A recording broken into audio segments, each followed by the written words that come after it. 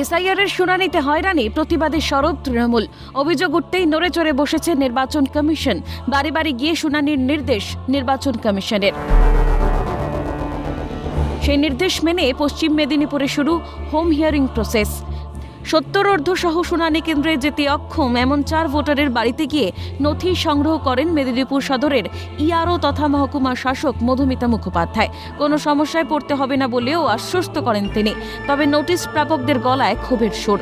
তার বেসিসে আজকে আমরা কিন্তু হোম হিয়ারিং করছি, অর্থাৎ আমরা যাচ্ছি একেবারে মানুষের বাড়িতে গিয়ে, সেখানে আমার সঙ্গে আমার মাইক্রো অবজারভারও রয়েছেন, সঙ্গে বিএলও রয়েছেন, সুপারভাইজার রয়েছেন, পুরো টিম রয়েছে। পুরো টিম নিয়ে আমরা বিভিন্ন এলাকায় যাচ্ছি এবং তাদের বাড়িতে গিয়ে আমরা একদম হোম হিয়ারিং করছি। তাদের ডকুমেন্ট আমরা কালেক্ট করছি, ফটো তোলা, সিগনেচার নেওয়া ইত্যাদি যা যা প্রসেস আছে সমস্তটা আমরা করছি। My present age is 79 years and my wife's age is 75 years, and as such this notice is illegal totally. আপনার বাড়িতে এসে হিয়ারিং হলো, তাতে আপনার তো সুবিধা কি করে বলবো, আমাকে তো প্রেয়ার পিটিশনটা পাঠাতে হয়েছে। সুবিধা কোথায়? আমি মোটামুটি দাঁড়িয়ে আছি, আমাকে এখন কষ্ট হচ্ছে। তবে ভিন্ন ছবি ধরা পড়ল উত্তর 24 পরগনার বারাসাতে। প্রশাসন সূত্রে খবর, মধ্যমগ্রাম বিধানসভার 33,000 ও হারোয়া বিধানসভার 1700 ভোটারকে ডাকা হয়েছে শুনানিতে। এদের কারো ছানি অপারেশন হয়েছে তো কারো অস্ত্রোপচার হয়েছে কোমরে। ফলে শারীরিক অসুস্থতা নিয়ে 10-12 কিলোমিটার পথ পেরিয়ে হাজিরা দিতে হয়েছে খড়িবাড়ি রোডে থাকা 2 নম্বর ব্লক অফিসে। ফলে ক্ষুব্ধ ভোটাররা। অপারেশন হয়েছে? কি ছানি অপারেশন? ছানি ওই অবস্থায় চলে এসছেন? চলে এসছি, এখন দেখেছি যে আসতে তো অসুস্থ। এখন 1 মাস অপারেশন হয়েছে, হাঁটতে পারিনি আমি। টিভির অপারেশন হয়েছে আমি, টিভির অপারেশন। আপনার বাড়িতে অফিসের লোক যায়নি? হ্যাঁ গিয়েছিল অনেকদিন আগে আর কি।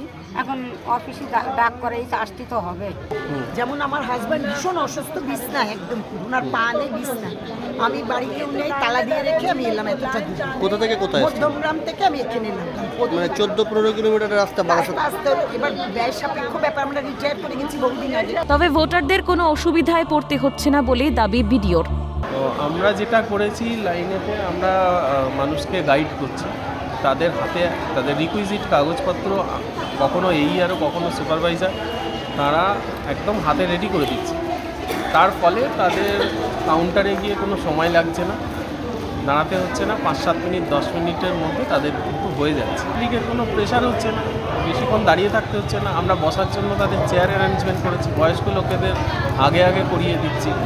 নির্বাচন কমিশনের তরফে জারি করা নির্দেশিকায় বলা হয়েছে, গর্ভবতী মহিলা, বয়স্ক, অসুস্থ এবং বিশেষভাবে সক্ষম ভোটারদের শুনানিতে হাজির হতে বাধ্য করা যাবে না। বিশেষ মানবিক দৃষ্টিভঙ্গি গ্রহণ করতে হবে। সেখানে এই ছবি দেখতে হচ্ছে কেন? তবে কি কমিশনের নির্দেশকে বুড়ো আঙুল? হয়রানির শিকার ভোটাররা? প্রশ্ন তুলছে বাংলার জনগণ। অভিষেক চক্রবর্তী ও পঙ্কজ বিশ্বাসের রিপোর্ট, ক্যালকাটা নিউজ।